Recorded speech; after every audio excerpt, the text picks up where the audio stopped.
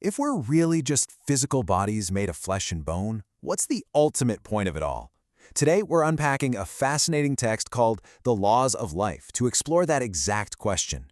The author presents a comprehensive framework that totally challenges our modern materialistic view of human existence. Instead, it offers a deeply spiritual perspective centered around something the text calls soul education. Let's jump right into what that actually means.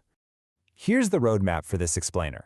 We're going to cover the missing soul problem, the eternal nature of human essence, spiritual standards of good, the fourfold path, and finally, lighting the world. Section 1. The Missing Soul Problem.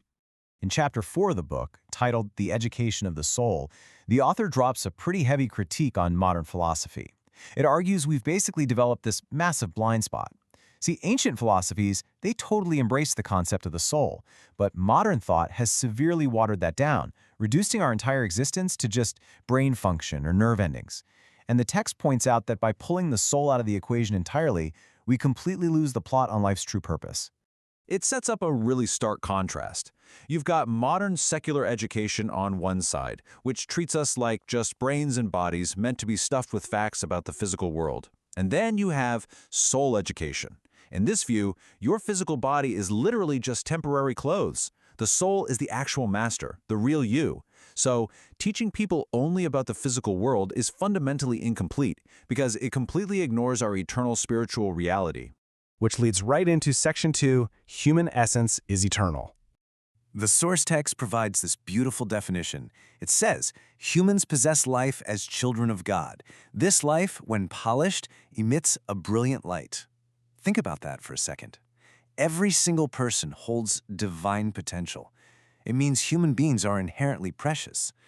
So the main gig here on Earth isn't just basic survival or stacking up material wealth. The real purpose is to actively train, polish, and elevate this eternal soul through spiritual enlightenment. It's like a gym for your spirit. Section 3, Spiritual Standards of Good. Now, recognizing that eternal essence leads to a huge realization about the rules of the game after we leave this physical world. Earthly societies and the spiritual realm, they operate on completely different systems. Down here, we debate right and wrong constantly. We form factions, we argue, and we decide things by democratic majority.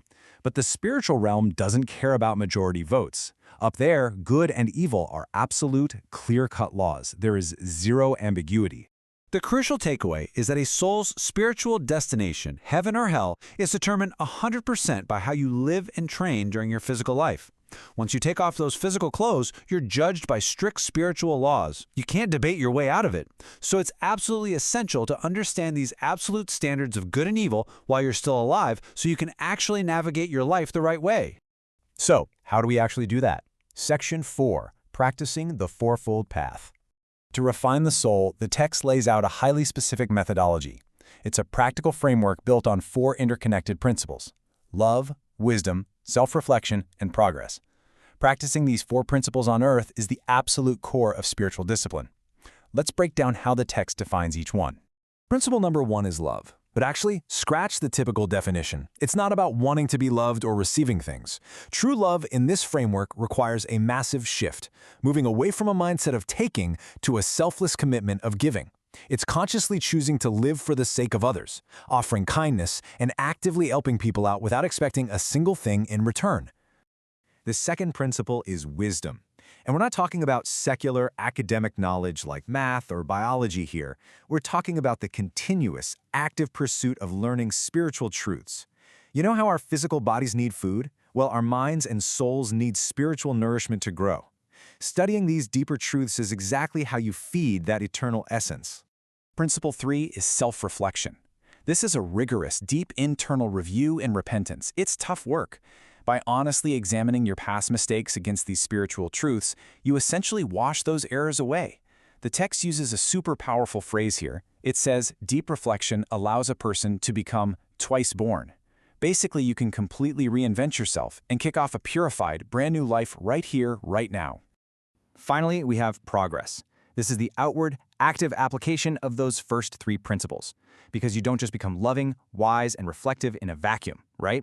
Progress is about taking all that internal spiritual refinement and using it to actively change the world around you for the better. It's about driving all of humanity forward. Which brings us to Section 5, Lighting the World. This idea of societal progress leads to the ultimate grand-scale goal of soul education. The text uses this incredibly vivid visual metaphor. It says, "A candle's flame does not diminish when it lights another. We must increase the flames to drive away darkness." The concept is that sharing spiritual truth is literally like passing a flame. Your own light doesn't get weaker just because you helped light someone else's. And by collectively sharing this light, humanity can actively drive away the metaphorical darkness in the world. So by rigorously practicing this fourfold path of love, wisdom, self-reflection, and progress, the goal is nothing less than total world transformation. The ultimate aim of soul education is to turn our physical world into a Buddha land.